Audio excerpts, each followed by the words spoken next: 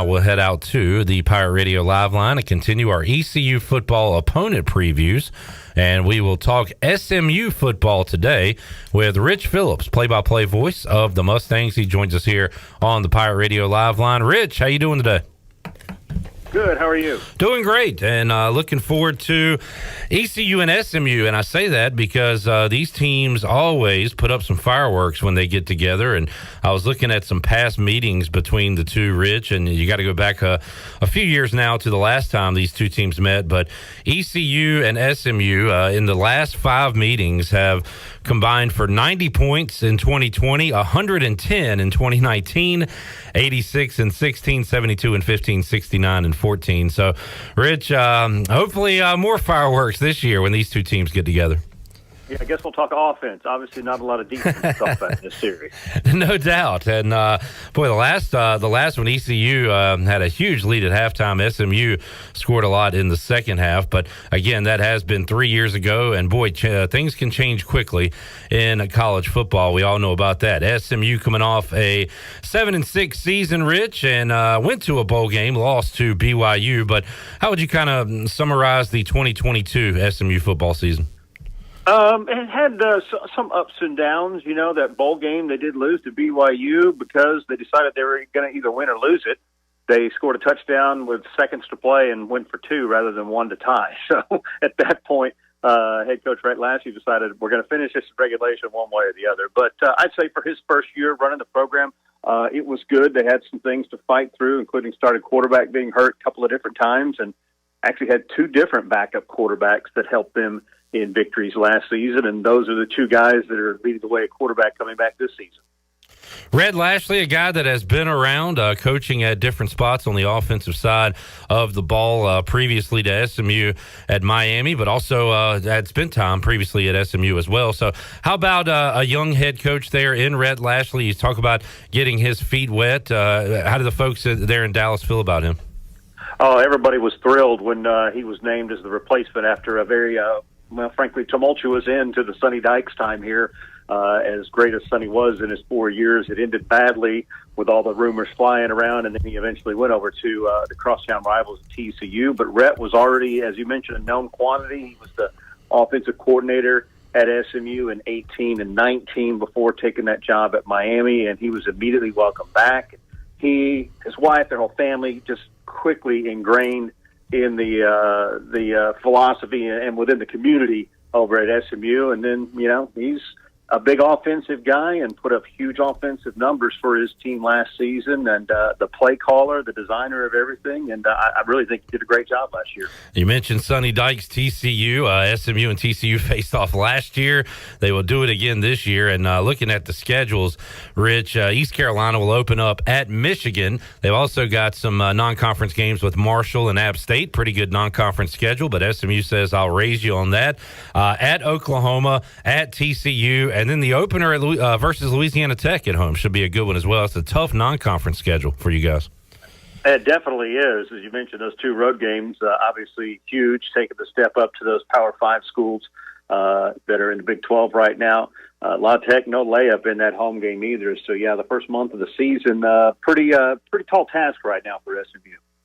Rich, what do you think about the new look American? And as I look at your schedule, SMU will open up their conference slate with Charlotte. So you do avoid 2 trips to North Carolina. You will be here in Greenville, but Charlotte will go to you. I see also some dates with some new Texas schools, Rice and North Texas, in that league. So obviously not as attractive with Cincinnati and UCF and others leaving town. But what do you think about this new American? Well, I know, for one thing, I know a lot of the teams because we used to see them when we were all in Conference USA together, too, with Rice coming in, a few others, UAB, who's coming into the league as well. And I know SMU kind of got a fortunate draw when it came to the schedule this year. They don't have to play UTSA, and they don't have to play Tulane, the winners of the conferences last year. So really kind of a fortunate draw for SMU this season.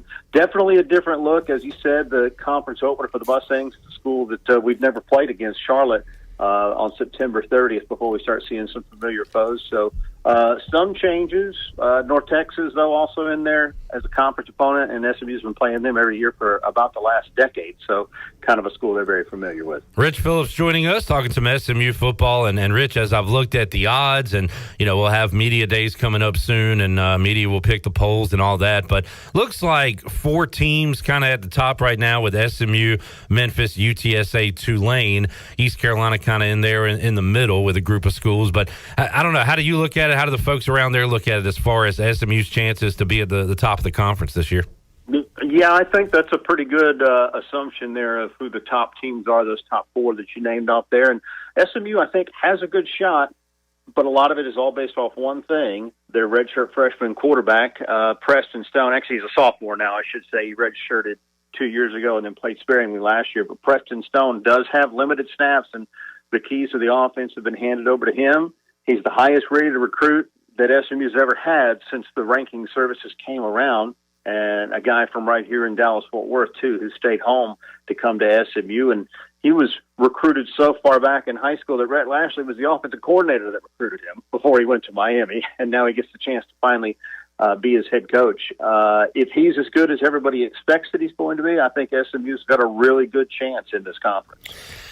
Rich, I'd like to ask all the guys, again, we've talked to Steve Cotton over at Marshall, Adam Witten, App State, and about how the transfer portal has affected them positively and negatively. We see it here at ECU. How about SMU? Since it's been around for a few years, do you think it's been a net positive, net negative, kind of even out? What do you think about it? Huge positive for SMU, and frankly, Sonny Dykes kind of had it figured out when he was first here before most people had, when it was a brand new thing. I mean, his second year, the team was turned over. Basically, the roster was turned over with transfers, and Rhett Lashley has not changed it a bit. I just counted before we got on the air here together because I wasn't sure. I think it's 27 Division I transfers SMU has brought in this year. Wow.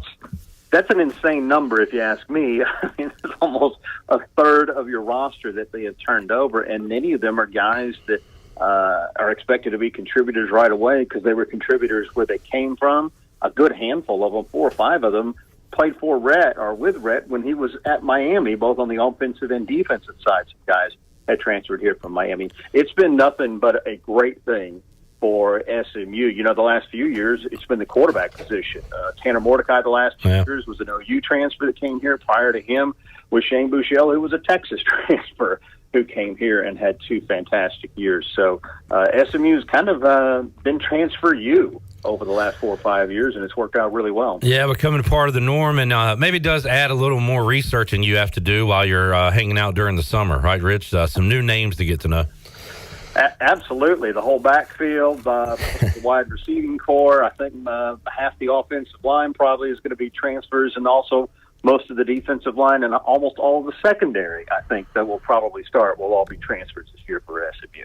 Wow. So when you think SMU, you do think offense and a whole lot of points. And is that kind of the strength going into this year, Rich? If you had to say, what is the strength of this SMU team right now as we sit here in late June?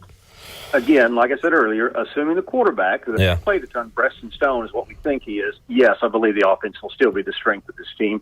It'll be a little bit different, though, that you can't sit here and look at the wide receiving core and say, well, there's the next guy that's going to be an NFL player, because I don't know for sure if we know that yet. Rashee Rice, of course, led the nation in receiving a year ago, was a second-round pick from the Chiefs this offseason.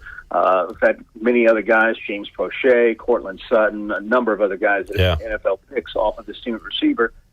Kind of resetting in that position. Jordan Curley, the top returner, who's a senior this year and set to have a breakout. But then, like I mentioned, there's Miami transfers at the receiver. Romello Brinson, I know, certainly will figure into this. Keyshawn Smith, also another Miami transfer who should be big parts of it. And then Jake Bailey, a guy who was coming on early at last season before he had a season-ending injury, should be a good mix there. And then in the running back position, a lot of new faces there as well, including Jalen Knighton. By the way, he's a Miami transfer. I don't know if I have a bunch of those. And then L.J. Johnson, a transfer from Texas A&M, should be the primary running backs for this team this year. There is a ton of talent at the skill positions for their offense. Let me just throw out one more name, Rich, as a Washington now Commanders fan. Give a shout out to Aldrick Robinson, who I was a fan of for his few years. Yeah, God, it's been about 10 years now since he was with Washington, but another good receiver that came from there. One of the fastest we have ever had here. He tied the school record for longest reception, 96 yards. By the way, it was against Carolina. Rich Phillips joining us. So, Rich, let's talk a little defense here before we let you go. And looking at East Carolina right now, they're replacing about 97% of their offensive production. So we'll see what Mike Houston likes to do. He likes to run the football and play defense. It's hard to do in 2023, but maybe that's how East Carolina will try to win games this year. How about SMU? Do you kind of just say, all right, let's hold a team to 28 and win it 31-28? You know, what's the defensive look there for the Ponies this year? That's kind of been the thought in years past. I believe that Scott Simons, the defensive coordinator, has much higher sights set for it this year.